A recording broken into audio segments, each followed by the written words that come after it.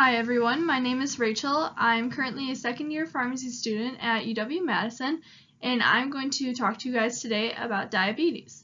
Now I'm sure you all have heard of diabetes before. Today we're going to do a little bit of an overview, and then we're going to dive a little bit deeper into some of the details about diabetes. And then we're also going to talk about ways to stay healthy and to prevent you from getting diabetes.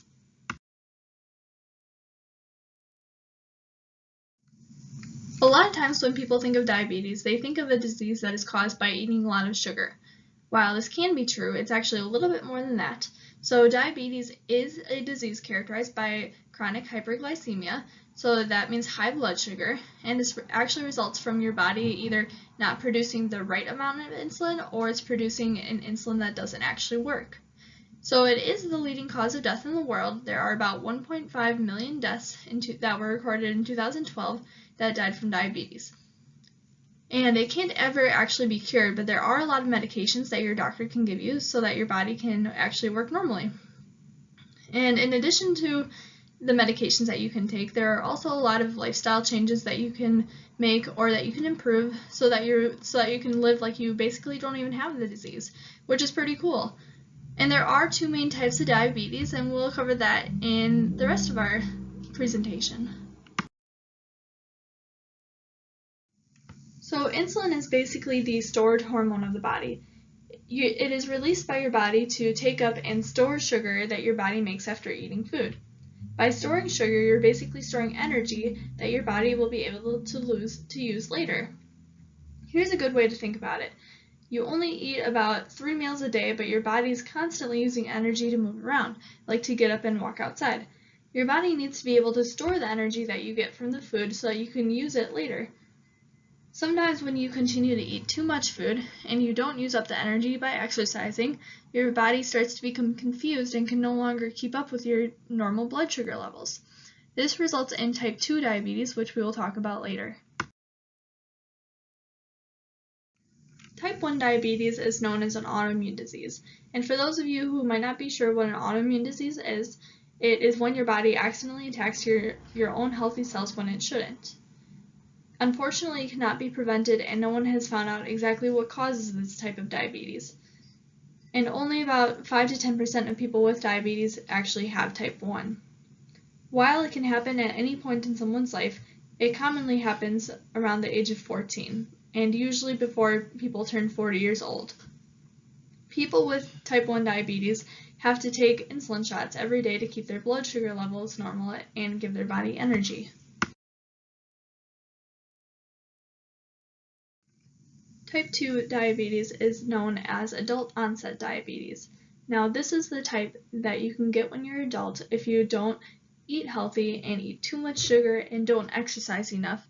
This is where your body cannot make the proper insulin that you need to make normal energy anymore. To help take care of your body, your doctor will give you medications so that your body can make the proper energy that it needs. Now there are about 90 to 95% of people with diabetes have type 2. So here are some risk factors that are associated with your chances of getting type 2 diabetes.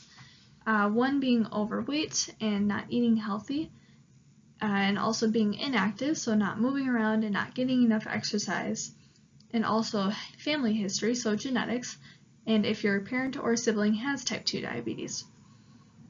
Also, we have race as an important factor, like if you're Black, Hispanic, American Indian, and Asian Americans, you actually have a higher chance of getting type 2 diabetes, although we are not exactly sure of why this is the case. With your age, the older that you get, the more your risk increases, and also having prediabetes, which we will talk about on the next slide.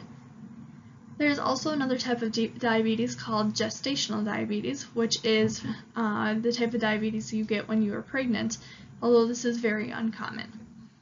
There are also many other risk factors that are not quite as common, but it is important to recognize the factors that you actually can change, like exercising and eating healthy. Unfortunately, race and age are things that you cannot change, but it is important to know if you are at a higher risk.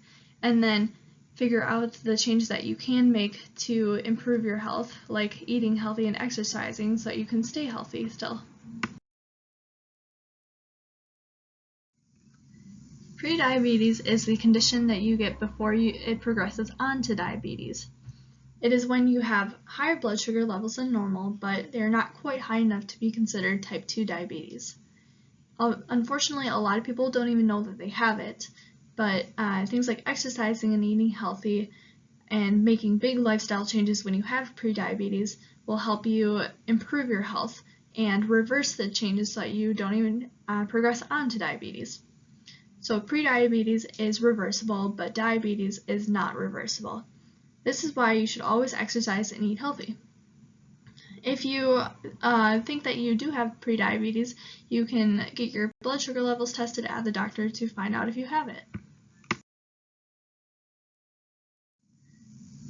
So here are some common symptoms for people who have diabetes. However, just because someone has one of these symptoms does not mean that they have diabetes.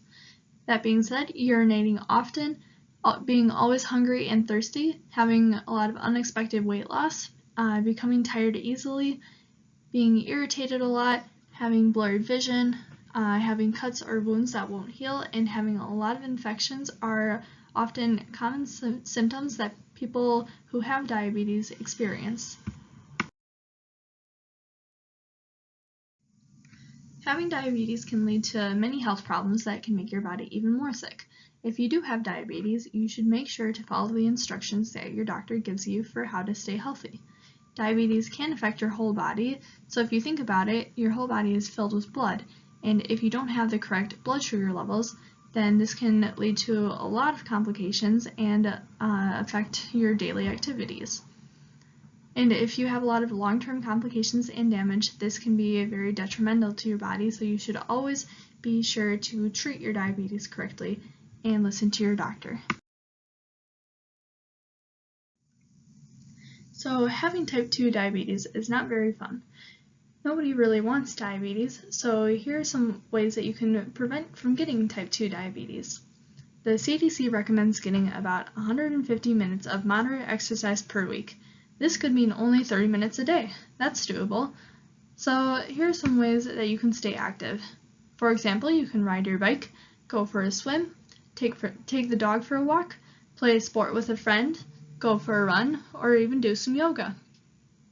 If you are overweight, you should try to work on eating healthy and working down to a healthy weight.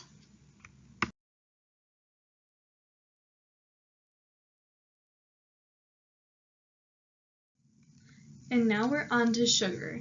I know personally I love my sugar. I do love ice cream and Christmas cookies, especially around the holidays, and some chocolate.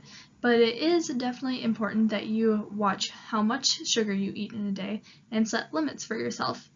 You should also try to set goals for the amount of fruits and vegetables that you eat, which are foods that do not have a lot of sugar and fat.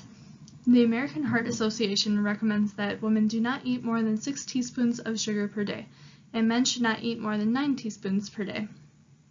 The CDC says that on average, adults should eat about 1.5 to 2 cups of fruit and 2 to 3 cups of vegetables per day.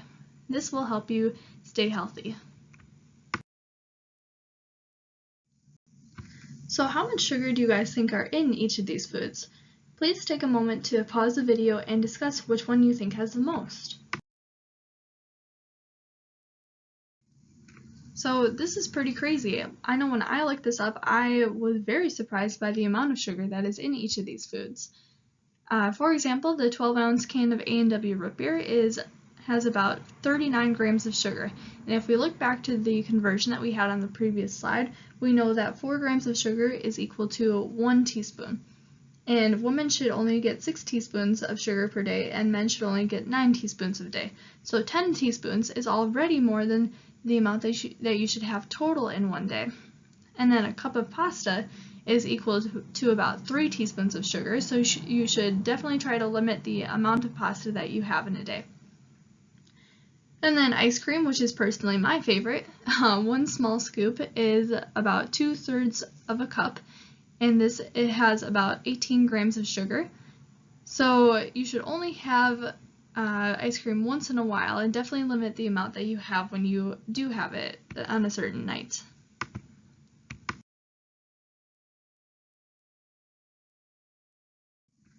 So here's a time where you can take a moment and think about how much water that you usually drink in a day. The recommended amount of water that people should drink is about 3.7 liters for men and 2.7 liters for women.